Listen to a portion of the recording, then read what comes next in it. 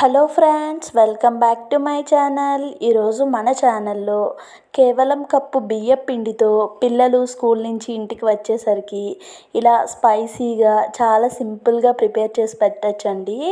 చాలా బాగుంటాయండి. టేస్ట్ కూడా పూరీలాగా పొంగుతూ వస్తాయండి.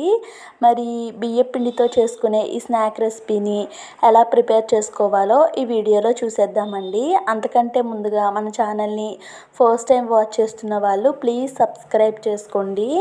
దానికోసం నేను ఇక్కడ చిన్న మిక్సీ జార్ తీసుకొని చిన్నగా తరుక్కున్న కొంచెం అల్లం ముక్కల్ని వేసుకున్నానండి. ఒక 4 పచ్చిమిర్చి అండ్ అలానే కొంచెం జీలకర్ర, కొంచెం కొత్తిమీర అండ్ అలానే కొంచెం కరివేపాకు కూడా వేసుకుంటున్నానండి. ఇవన్నీ వేసుకొని వాటర్ ఏమీ యాడ్ చేయకుండా మూత పెట్టి మిక్సీ జార్లో కొంచెం కచ్చాబిచ్చాగా అయితే మనం మిక్సీ చేసుకొని పక్కన పెట్టుకున్నానండి. ఇప్పుడు స్టవ్ వెలిగించి ఒక ప్యాన్ పెట్టుకున్నానండి. ఒక కప్పు వాటర్ వేసుకుంటున్నానండి. మనం ఏ కప్తో వాటర్ తీసుకున్నామో అదే కప్పుతో బియ్యం పిండి కూడా తీసుకోవాలండి. ఇప్పుడు ఆ వాటర్లో టేస్ట్కి తగ్గట్టుగా సాల్ట్ అండ్ అలానే కొంచెం ఆయిల్ కూడా వేసుకున్నానండి. ఇప్పుడు మనం మిక్సీ చేసి పక్కన పెట్టుకున్న కొత్తిమీర పచ్చిమిర్చి పేస్ట్ ఉంది కదండి, ఆ పేస్ట్ని కూడా వేసేసుకున్నాను. వేసుకొని ఒకసారి కలుపుకొని వాటర్ని అయితే ఎసరు మరిగినట్టు మరిగించుకున్నానండి. ఇప్పుడు టేస్ట్ చూస్తున్నాను. మనకి సాల్ట్ సరిపోకపోతే ఈ స్టేజ్లోనే కొంచెం సాల్ట్ వేసుకోండి. నాకైతే సరిపోయింది. ఒక కప్పు వాటర్కి ఒక కప్పు బియ్యం పిండి అయితే కరెక్ట్గా సరిపోతుందండి. బియ్యం పిండి వేసుకున్న తర్వాత స్టవ్ అయితే ఆఫ్ చేసేసుకున్నాను. ఆఫ్ చేసిన తర్వాత ఈ బియ్యం పిండిని ఈ వాటర్లో అయితే ఇలా కలుపుకుంటూ ఉంటే ఈ విధంగా అవుతుందండి. ఈ విధంగా అయిన తర్వాత ఇలా గరిటెతో ఒకసారి నొక్కుకొని మూత పెట్టి ఒక 5 నిమిషాలు అయితే పక్కన పెట్టేసుకోవాలండి. 5 నిమిషాల తర్వాత పిండి అయితే కొంచెం గోరువెచ్చగా ఉంటుంది. చేతితో అయితే కలుపుకోవాలండి.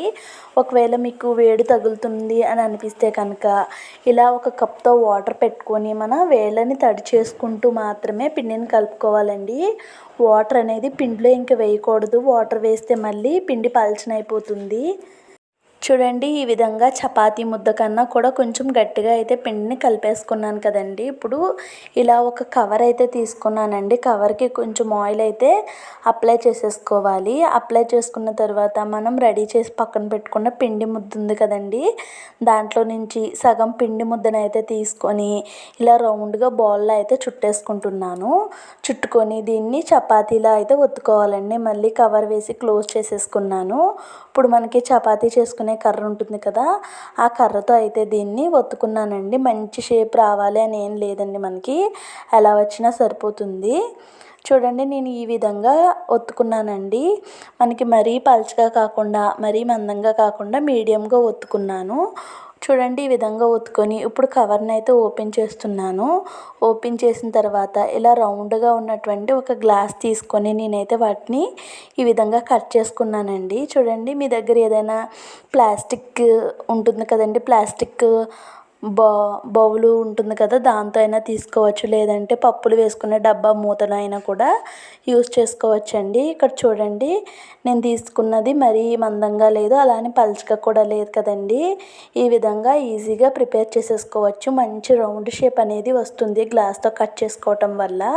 మీ దగ్గర ఏది అవైలబుల్గా ఉంటే దాంతో అయితే మీరు కట్ చేసుకోవచ్చండి. గ్లాస్తోనే కట్ చేసుకోవాలని ఏమీ లేదు. ఇక్కడ నేను అదే విధంగా మొత్తం అన్నింటినీ కూడా ప్రిపేర్ చేసేసుకున్నానండి. చూడండి, ఇప్పుడు స్టవ్ వెలిగించి డీప్ ఫ్రైకి అయితే ఆయిల్ పెట్టుకున్నానండి. ఆయిల్ అనేది మంచి హీట్లో ఉండాలండి. బాగా హీట్ అయిన తర్వాత ఈ విధంగా మనం రెడీ చేసి పక్కన పెట్టుకున్న బియ్యం పిండి ఉన్నాయి కదండి, అవి అయితే వేసుకోవాలి.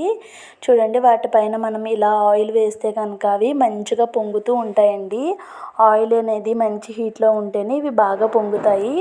ఆయిల్ మంచి హీట్లో లేనట్టయితే అంతగా పొంగవండి. చూడండి, మనకి పూరీలు పొంగుతున్నట్టుగా పొంగుతున్నాయి. ఒక సైడ్ వేగిన తర్వాత ఇంకొక సైడ్కి తిప్పుకుంటూ ఈ విధంగా మంచి కలర్ అనేది 2 సైడ్స్ కూడా వచ్చేలాగా ఫ్రై చేసుకుంటే సరిపోతుందండి. చూడండి, చాలా బాగా పొంగుతూ అయితే ఈజీగా వస్తున్నాయి కదండి. చాలా బాగా పొంగుతాయండి. ఈజీగా ప్రిపేర్ చేసేసుకోవచ్చు.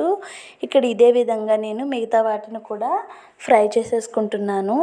చూడండి, ముందు వాటికన్నా కూడా ఇవి బాగా పొంగినాయి. ఎందుకంటే ఆయిల్ అనేది మంచి హీట్లో ఉంది కాబట్టి. ఇక్కడ ఇదే విధంగా మొత్తం అన్నీ ప్రిపేర్ చేసుకున్నానండి. చాలా సింపుల్గా చేసేసుకోవచ్చు. చాలా బాగుంటాయండి. ఈ వీడియో కనుక మీకు నచ్చినట్టయితే ప్లీజ్ లైక్ చేసి